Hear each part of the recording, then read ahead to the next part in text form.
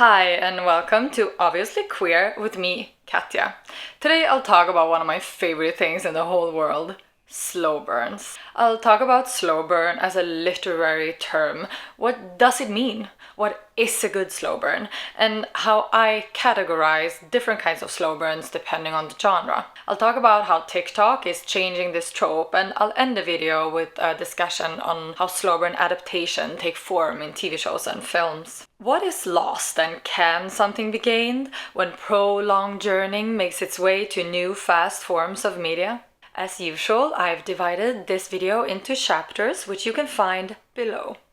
Slow burn. It's a special type of romance where the character's arc of figuring it out or accepting it is the majority, if not the whole romantic storyline. Slow burn originated as a fan fiction term, a way to distinguish this kind of dragged out tempo from the other ones in the oceans of romance fan fiction, but the term got really popular from 2020 and forward. Why is that? Well, you guessed it. It found its way to Booktok. In my opinion, there are three different kinds of slow burns.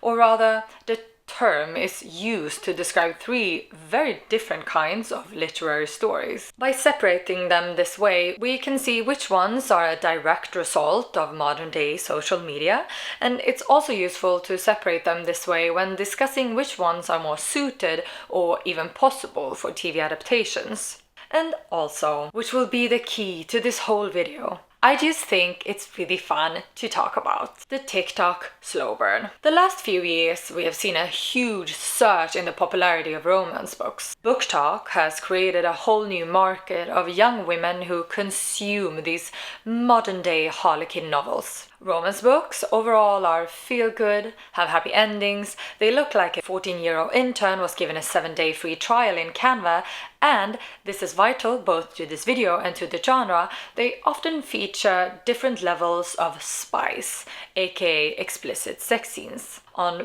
Booktok, and in more and more bookstores, this is categorized by the levels of the chili. A book with 5 out of 5 chilies is not much more than sex, but even the ones with 2-3 chilies feature a lot of intercourse. And for a standalone book to have the time and space to feature that much sex, the main couple often meet and fall in love and hook up very quickly, often creating what can be referred to as insta-love. A derogatory term for a relationship that seems shallow and evolved too quickly. The term slow burn has started to be used as a kind of counter term. Slow burn in this scenario often means they don't hook up until the middle or later half of the book. Okay, so slow burn is also a trope within the romance genre, which refers to a relationship that does not begin until tension has already been building. So we can't just have an insta-love. That's not slow burn. This is where the discourse takes place. Can a standalone be a slow burn? This genre of slow burn, the TikTok slow burn, does not refer to all slow burns popular on TikTok. In this category, I mean slow burns specifically written to be popular on TikTok or books written as a direct result of trends on TikTok. I can see why this term or something similar is necessary within this genre. There is a need to separate this kind of build-up from that of insta-love. I'll talk more about this and what this means in the chapter called Is TikTok Killing the Slow Burn? The slow burn. Slow burn as in slow burns. This kind of genre is a special one, because it's special to my heart. This is similar to the TikTok slow burn in one way. They are often sold as romance books, meaning that you, as a reader, know that there will be a romance. There is no eventuality or will they, won't they. You know the outcome. The excitement is in how and when, and the when is often in the third book or so. Danmei, Chinese novels about love between men, are a great example of this category. They are sold as Danmei, so we know the relationship is going to happen eventually. The genre itself is a tell-off, but with a large portion of the books focusing on other stories. C.S. Pacat. I can't say that name because it sounds like a chicken. Pacat. That's not how you say it. Anyway, C.S. Pacat, Captive Prince is another example of a slow burn. There is no guessing of will they, won't they, with the risk of getting disappointed. And for that reason, the authors within this genre can drag out the slow burn during the course of multiple books. People have the patience and enjoy the wait because the readers are guaranteed a romantic reward. The side story slow burn. Then we have the slow burn that happens to side characters or main characters in an ensemble cast. Often these slow burns take place in a literary genre that is not romance, and this is the category of slow burns most people are familiar with. These are relationships that slowly evolve during the course of a series. They are not vital to the book's main plot, and the book is therefore not sold with the premise of a slow burn, like the other two examples. This kind of slow burn almost always fits into one of its, for me, most rewarding aspects: the will they, won't they. A long and lovely period of, are these two bitches falling in love? In this genre, I would put, for example, without spoiling the couples, the side love stories in The Raven Cycle, Percy Jackson, All for the Game, Harry Potter, and Six of Crows, to mention a few. So what is a good slow burn? I'm not the kind of YouTuber overall that tries to stay impartial, nuanced, for sure, but I love to explain what's good and bad. There is a preference to everything, but this is my channel. And here are the facts. Good slow burns are really about character growth. A well-written slow burn is about obstacles being overcome, and often those obstacles are individual. Well-written slow burns are not about miscommunication. It's about changing enough as a person that you see things clearly, that you grow brave enough to change something or understand something previously unknown to you. WangXian and WangXian from the Dan-made Grandmaster of Demonic Cultivation is a great example of a slow burn. Even though it's extremely dragged out, it always stays plausible due to well-executed portrayals of internalized family honor, historical homophobia, and fucking death and afterlife. Cass and Inesh from Six of Crows is a great example of a side story slow burn. Both suffer from their own personal trauma. Inesh is a victim of human trafficking. Cass has severe haphophobia, fear of being touched, due to his childhood trauma of sickness, death, and loss. The way these two are struggling with understanding and then accepting their feelings while having major issues with both emotional and physical intimacy is very well written.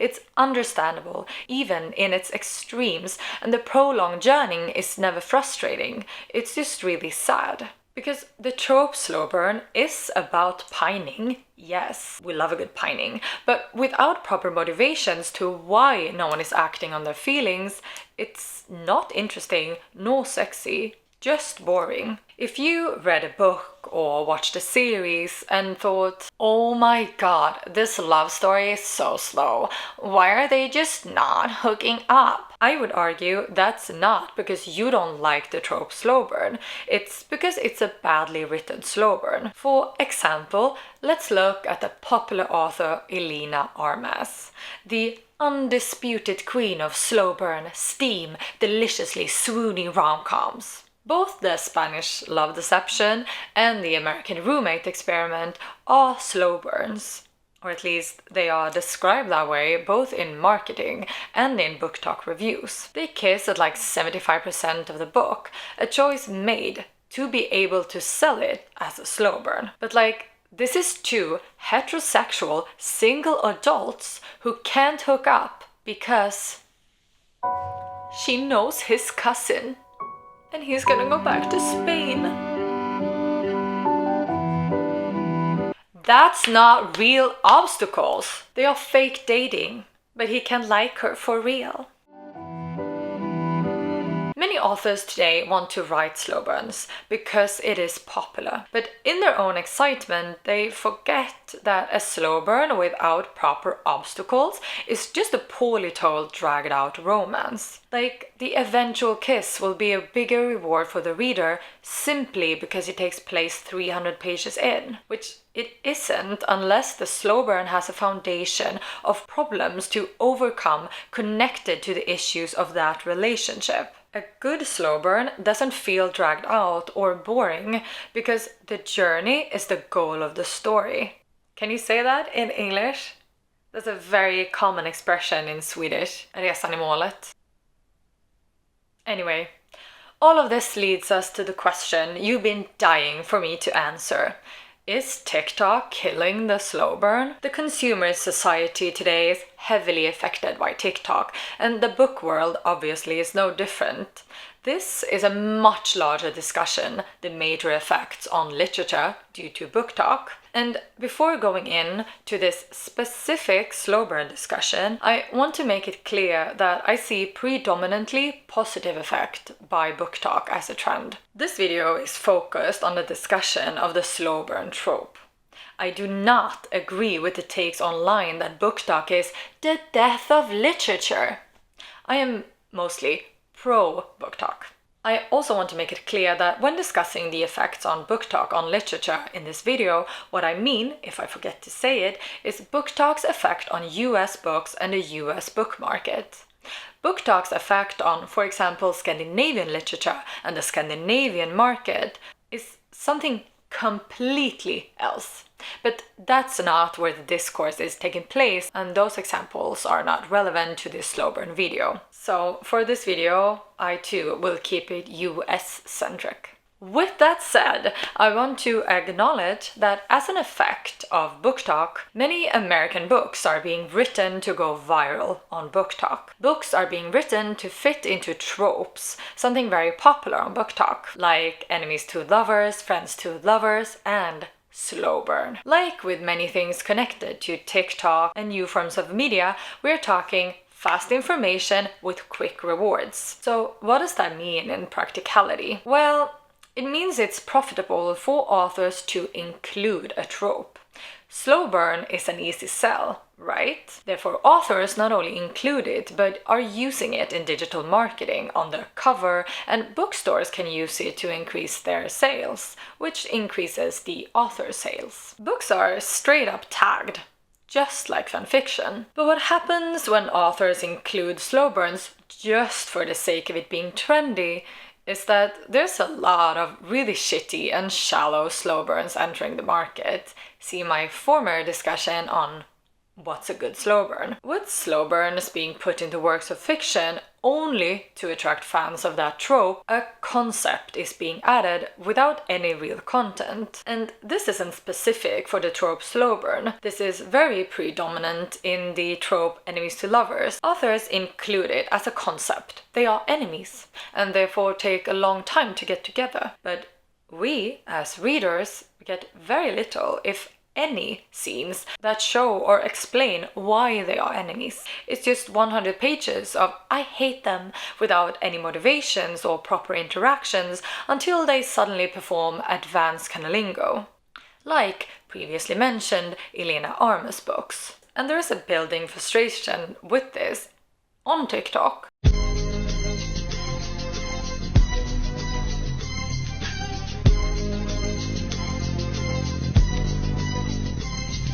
Let's look at this comment. 1086 people liked the comment about this book being too slow, and one person, of course, comes in to say that this is expected of a slow burn. And a third one comes in to say there's slow burns and then there's this. Because even though the popularity of this subgenre, the TikTok slow burns, says otherwise, I would argue that the trope slow burn doesn't suit this kind of standalone storytelling. This new romance genre isn't only to blame on the readers of TikTok. There's also a new wave of authors in their late 20s, early 30s who learn to write by writing fanfiction. Many romance books today are fanfiction originally, and even the ones that aren't often are written by fanfiction authors. Vulture published an article recently about this trend in publishing. Romance novels rarely run longer than 100,000 words and typically have a 3-act structure. Fanfiction stories can run hundreds of thousands of words and take a meandering approach to plot. Romance author and fanfiction reader Adriana Herrera continues in the article to say, with a fic, it's more episodic. There's a different flow to it. And I would like to highlight a comment on that said article. A big problem is that fanfic has a different story beat than traditional fiction. It can skip world building, because that world is someone else's, and jumps from big moment to big moment with nothing in between. These barely distinguished published fics often do the same thing, turning into the equivalent of a literary TikTok. Jump cuts to the best parts of a story without anything to earn it in between. They feel like stories, but they don't feel like books. So this new trend of writing and selling is not only to blame on TikTok and TikTok users.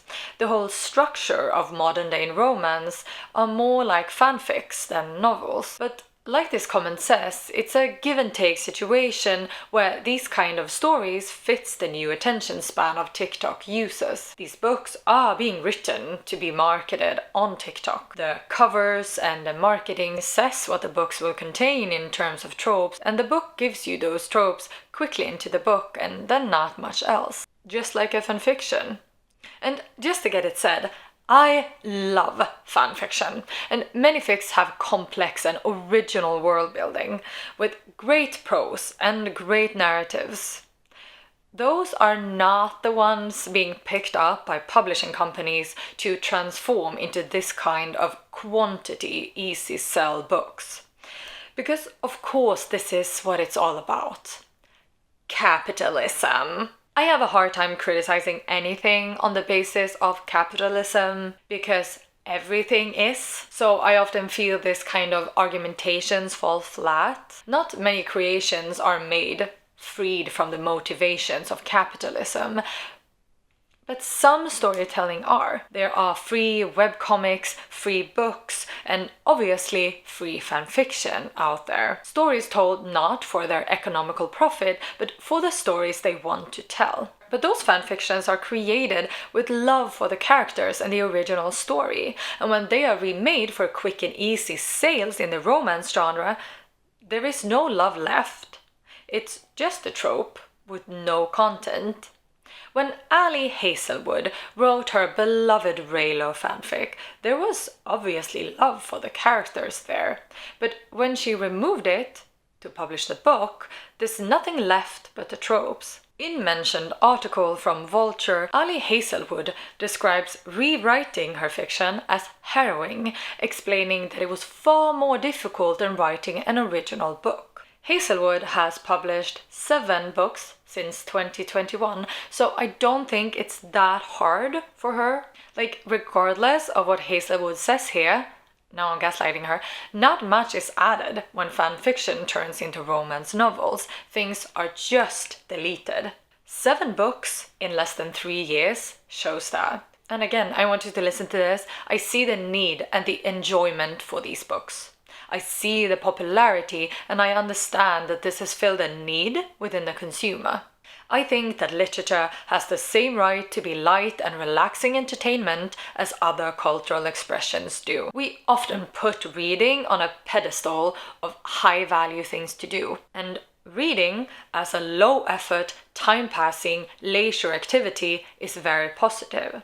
But when discussing slow burns, as this video is originally about, it becomes clear by looking at this that not many of the books marketed as slow burns today are any good. Because the authors are writing it just to create a slow burn without actually working with why that specific couple would have issues getting together. So yes, TikTok is watering down the term, not only because they lack the plausible obstacles, that in my opinion is what makes a slow burn, but also because of the change of the pace. Slow burn today is a standalone romance book, and using the term slow burn to describe a standalone romance has spilled over to older books. I've seen Pride and Prejudice, Simon and the Homo Sapiens Agenda, and Red, White and Royal Blue being called slow burns. Books that were not written with that intention, books that were not described that way by the author, and for many of us, I'm sure, reads as standard-paced romance novels. But with this change of fan fiction-inspired novels and this fast-paced entertainment of TikTok, many readers are so used to immediate rewards that a story that has another tempo needs to be labeled so. Is this a problem per se? Well, no, not really. but it showcases a trend of romance books getting quicker and quicker in pace with more immediate rewards. And that showcases a trend where more and more contemporary entertainment is adjusting itself after a quickly reducing attention span in the consumer. And that, I would say, if not a problem, at least an issue. There's also one more thing I would like to talk about when discussing TikTok, modern day romance, and slow burns. Both in the article I discussed in my Heartstopper video and in my comment field, people refer to Heartstopper as a slow burn. Nick and Charlie meet, fall in love, and kiss during the first of what will be 6 books. So why are people calling it a slow burn? Well, many romance books today have a fast-paced story in order to be able to portray sex earlier in the book. Fast-paced, fast rewards. This is a new kind of pornography that has taken hold on a large proportion of readers, and that's great. Good for them. This means that in modern day slow burns, the reward of the slow burn usually reference to when they have sex. Make me earn my spice is a standard saying for fans of the trope. And I get that. Many slow burns are about tension, so of course many readers are enjoying an exploration of that tension. But sex as the final act of everything, the conclusion of a relationship, is just not always the goal of a slow burn, nor those specific characters. In my opinion, some of the best slow burns I've read, like both the parents in the Raven Cycle, as well as mentioned Cass and Inesh in Shadow and Bone, feature no spice, and the sex, or lack thereof, is not relevant because the true reward of the slow burn was the individual growth and the obstacles overcome. Heartstopper has been referred to as a slow burn, both by writer Patrick Sproul in an article in the UK Independent, which I talked about in my video, and many people in my comment field discussing that article, due to the fact that it takes a while for them to have sex. That is problematic because it portrays sex as the end of the journey, which is unreasonable in cases like Heartstopper, which isn't a story centered around sex at all. It's centered around teens and have so many other rewards as first kisses, heartfelt coming out scenes, and romantic confessions. You're telling me that that's not allowed to be the climax of the story just because they haven't literally climaxed yet? So is TikTok killing the slow burn?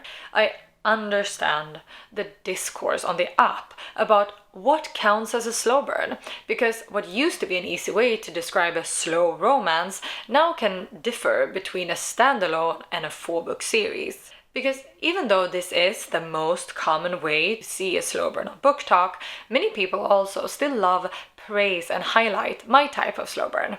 Both All for the Game and Captive Prince have gotten huge popularity surges because of Booktok, while still being really slow, multi-series slow burn. Not all users are searching and demanding these fast-paced narratives, but overall, yeah, it's butchering the trope. Is TV killing the slow burn? In today's media market, the supply is endless. Streaming sites are fighting to the death for the most content, most watched hours, and most streamed the opening weekend. More content means more representation, more stories, and more adaptations, and that's fun, obviously, but it also comes with its fair share of issues. The war of the streaming sites means cancellations happens more often, quicker, and without being given the opportunity of a finishing season. There is a higher probability in today's streaming market that you, as a creator, won't be able to portray your story the way you want to until the end. Therefore, creating a story, romance or other story, that unfolds over more than one season is a high risk. Slow burns are a high risk, high reward type of storytelling, regardless of the media format, that in today's media climate easily can become a high risk, no reward, especially when we are talking about romance, and especially if we are talking about gay romance. Why is that?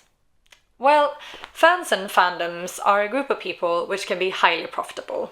Fandoms stream TV shows immediately, they stream them fast, and then talk about it and create fan content, all of which is free marketing and great numbers. Fandoms are also a group of people that love shipping. A good ship can break the internet. Having a good, interesting, and engaging ship can bring a whole new interaction and demographic to your show. This is especially the case if it's queer. Or might I say, especially if it's an MM storyline.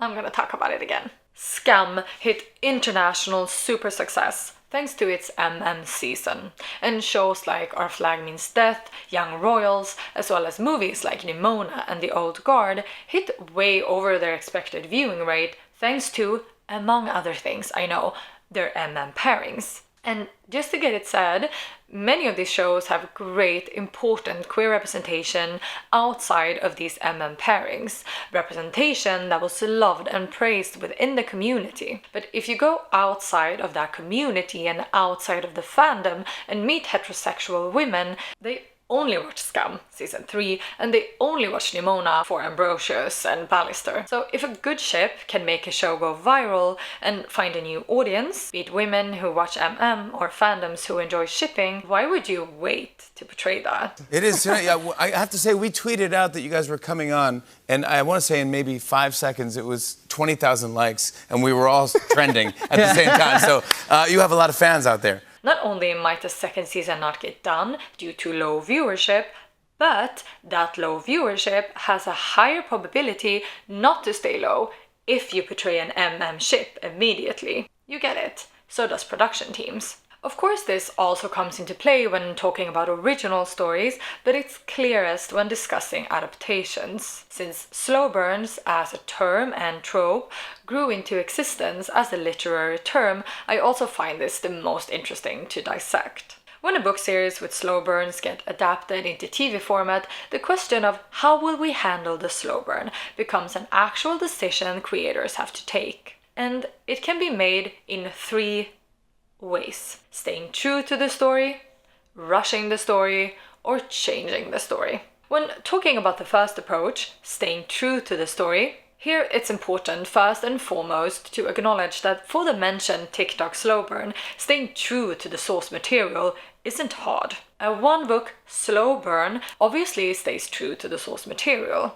It's the narrative of one book adapted to the narrative of one film or a one season. It's also not a slow burn. But when we are discussing long narratives, it's rare to choose this route. When I try to think of slow burn adaptations staying true to the source material in the last couple of years, since the true boom of streaming sites, I couldn't think of a single one. When talking about slow burn adaptations, it's more common to rush the storyline. For example, in 2021, Netflix released the adaptation of the very loved series Shadow and Bone. They did an adaptation where they mixed it together with a very popular other book series, Six of Crows, featuring a fan favorite, Inesh and Cass. Since it's a mashup between 5 books, it contains an ensemble cast the size of an everyone can sing choir, making everyone's side stories pressed into tiny scenes and fragments. The reason I put Kanej into this category, which I think a lot of people would disagree on, is because it is rushed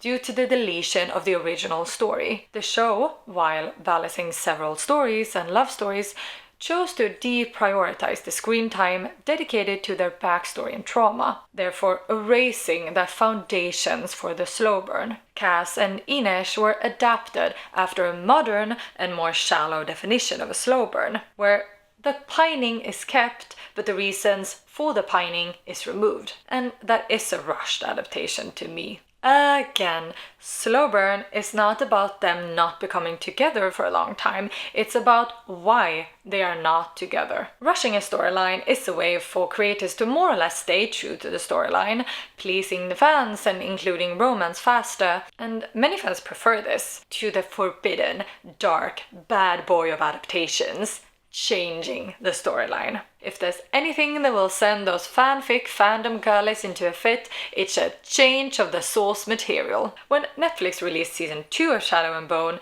they introduced character Wylan Hendrix, the love interest of Wesper, another fan favorite literary slow burn.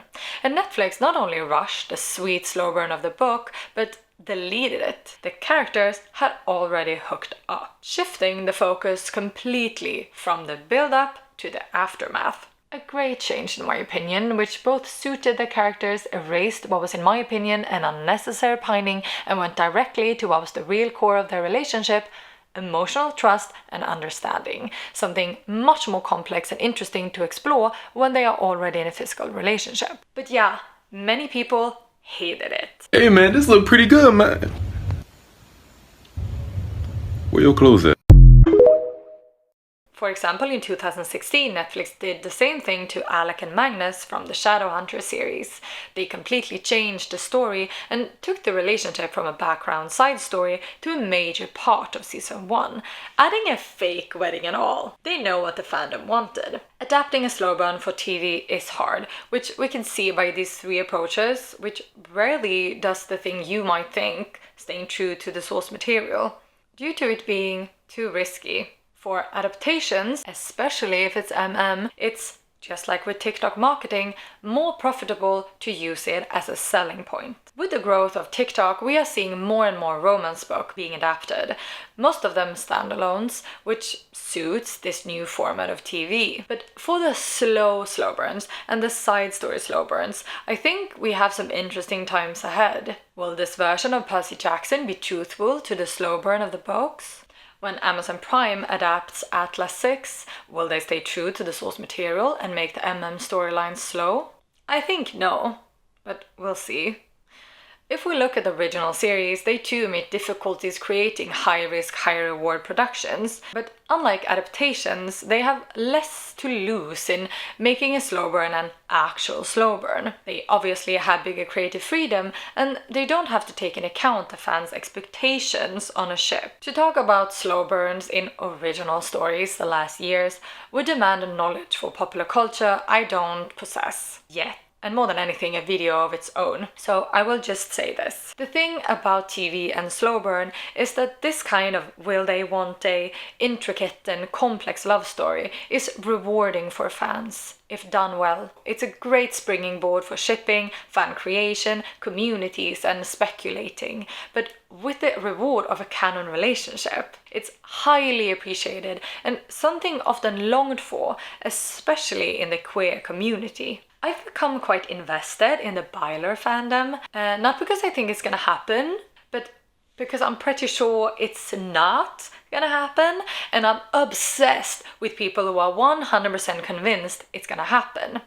In that fandom, Byler shippers often verbalize how the queer community is worth this kind of slow burn, that the world must be ready to portray this kind of slow burn for the gays now. So it is clear that in the queer community, people are thirsting for this kind of long-run, complex and good slow burn story. So is TV killing the slow burn?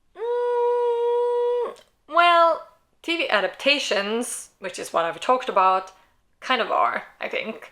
In this media climate of cancellations, there's a huge risk in staying true to the source material. This affects all slow burn adaptations, and has done so for the last 10 years. But with this new pace of shows getting cancelled, of course there's a high risk in waiting with telling a story. We've seen how especially the ones like Six of Crows and Shadowhunters changed the storyline, and with the continued popularity surge of Booktok, multiple book series with slow burns has gotten TV deals. Will they keep it slow, or will they kill it? So, in conclusion, with the rise of Booktok and the growing popularity of romance books, the term slow burn in the general sense is more and more referring to a standalone romance books where they don't hook up until like 60% of the book. The discussion of how slow burn, together with other tropes, are used to market, sell and describe books shows clearly how the American book market has changed due to TikTok, with readers wanting to know what tropes the book will contain instead of what the book is about. It erases the element of surprise from romance books, and when tropes get added for the sake of tropes themselves, we do get a drop in quality, if we are to use that word, because we get a drop in actual content and intention. I always try to stay critical to using the word quality in terms of culture. I mean, I did a whole video where I argued All for the Game does hold a kind of literary quality, but I can't do the same for TikTok slow burns. Quality slow burns, just like any other trope, is that the trope is just a shell to tell another story. But today, with tropes being the one pitch point and authors rising from fanfic communities where pining was enough, we are getting just a shell and no story. It's not about the pining per se, it's about why they are pining. Miscommunication isn't a foundation to build a story on for more than 20 pages. This is an effect of TikTok and this fast information, fast rewards trend in social media, popular culture, and literature. When red, white, and royal blue is a slow burn, what kind of stories count as regular paced? This is one of many trends where popular culture adjusts itself after quickly reducing attention span in the consumer. This isn't a shocker. Capitalism rules everything, but I will point it out and say that I don't approve of it. The pre-decided and quite new norm of sex as the climax and end of a slow burn romance instead of a revelation or confession is also worth criticizing, because it creates a skewed view of value when applied to books like Heartstopper that are absolutely not a slow burn just because they wait with the sexual act. I wouldn't say TikTok is killing the slow burn, but it sure is changing it at such a fast pace it reads like a TikTok slow burn. And is that so serious, Katja, you might ask? And of course not. As with all things that quickly become popular, they do so because they need to fill a hole in the market. People love and devour these books. I see that. But the term in itself doesn't mean that much anymore. In TV, this trend of faster information and faster rewards is most evident in the increasing pace of streaming cancellations, and how the viewer's engagement or lack thereof can get a show cancelled without given a finishing season. Since shipping is such a huge part of fandom and fan interaction, adapting a fan favorite pairing can be an instant reward. This makes adapting slow burn relationships a high risk, and adapting queer slow burns an even higher risk, since gay male couples have a high possibility of going viral. Slow burn adaptations today often rush or change the storyline as an effect. This is true both to homosexual and heterosexual romances. The risk of letting a book play its game slow and sweet is just not worth it for the creators. I decided to make this video when my wife sent me this meme, and I was like, 394 pages isn't even much for a slow burn? Does people think that's much for a slow burn? And what started as an emotional rant and argumentation about what is and isn't slow burn, it broadened out to whatever God knows this video is anymore. What do you think is a slow burn, and are they possible to see in TV today? Thank you so much for watching, and if you watch this far, thank you so much for watching. Rarely run.